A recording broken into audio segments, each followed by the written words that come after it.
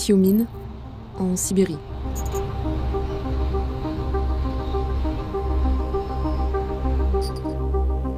Mazyr, en Biélorussie, à 40 km de l'Ukraine.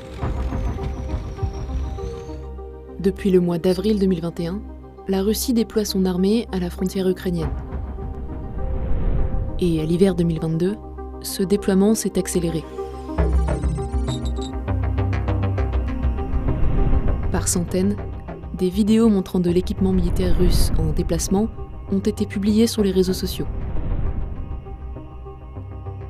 Associées à des images satellites que nous avons pu collecter, elles permettent de mesurer l'ampleur de l'opération militaire menée par la Russie.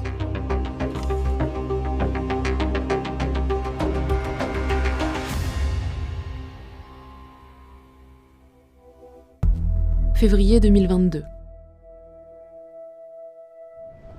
À moins de 250 km des frontières ukrainiennes, au moins 15 camps militaires ont vu une augmentation inhabituelle de leur matériel de guerre.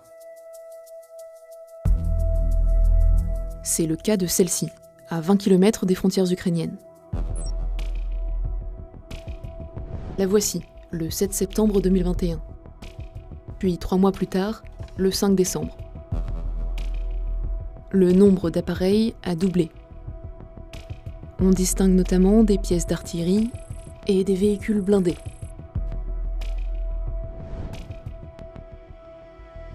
À 250 km des frontières ukrainiennes, la base de Yelnya est celle qui connaît le déploiement le plus important.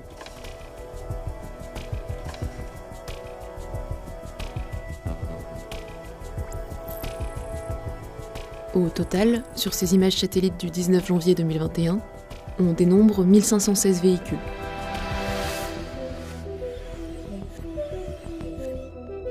Sur cette image du 29 décembre 2021, 239 tentes ont été installées. 21 jours plus tard, le 19 janvier 2022, la neige qui les recouvrait a fondu sur une partie d'entre elles, signalant une présence humaine.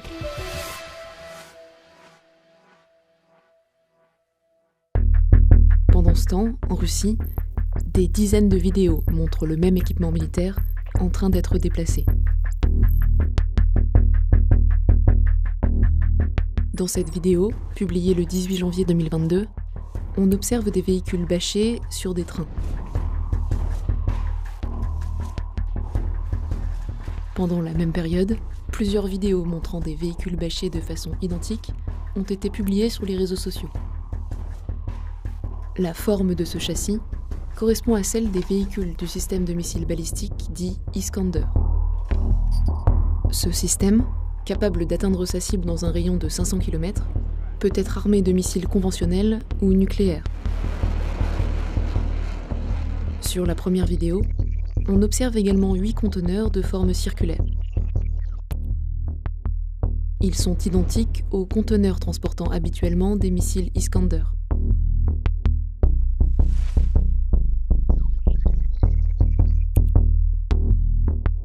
Ces bâtiments sont les mêmes que ceux de cette photo. Toutes deux ont été prises ici, à 300 km de la frontière ukrainienne. 3 jours plus tard, le 21 janvier, cette photo est publiée par le média biélorusse Motolko. On y distingue de nouveau un véhicule du système de missiles balistiques Iskander.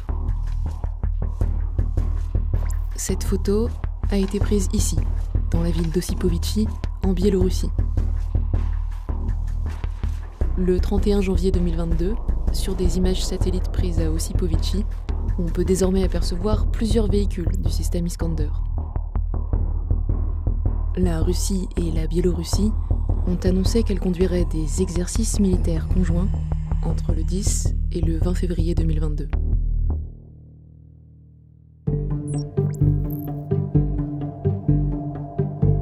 Début décembre 2021, plusieurs vidéos montrant des véhicules militaires le long d'une voie ferrée apparaissent sur les réseaux sociaux. Elles ont été filmées à la gare de Maslovka, à 180 km de la frontière ukrainienne.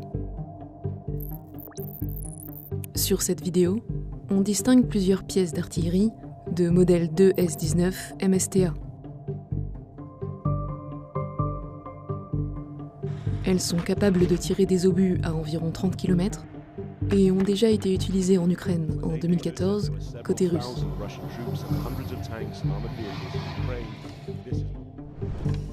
À quelques kilomètres de la gare de Maslovka se trouve le terrain d'entraînement de Pognovo. Sur cette image satellite prise le 16 janvier 2022, on voit que les mêmes pièces d'artillerie ont cette fois été stockées sur le terrain d'entraînement. 10 jours plus tard, le 26 janvier, on y distingue désormais aussi des véhicules du système balistique Iskander. Au total, selon l'Ukraine et les États-Unis, environ 100 000 soldats ont été déployés à la frontière avec l'Ukraine entre avril 2021 et février 2022. Et l'armée russe ne converge pas vers l'Ukraine que par les terres. Le 4 février 2022, pour la première fois depuis 2018, des navires des flottes russes du Pacifique, de la mer Baltique et du Nord se trouvaient en mer Méditerranée. Le 26 janvier, la Russie annonçait également le déploiement de chasseurs Su-35S et de systèmes de défense anti-aérien en Biélorussie. Fin janvier 2022, en plein statu quo diplomatique, les États-Unis et plusieurs pays européens ont menacé la Russie de lourdes conséquences en cas d'agression contre l'Ukraine. Желая избежать подобного негативного развития ситуации, а мы хотим его избежать, нужно по-настоящему учитывать интересы всех стран, в том числе и России. With Russia's continuing its buildup of its forces around Ukraine, we are ready no matter what happens.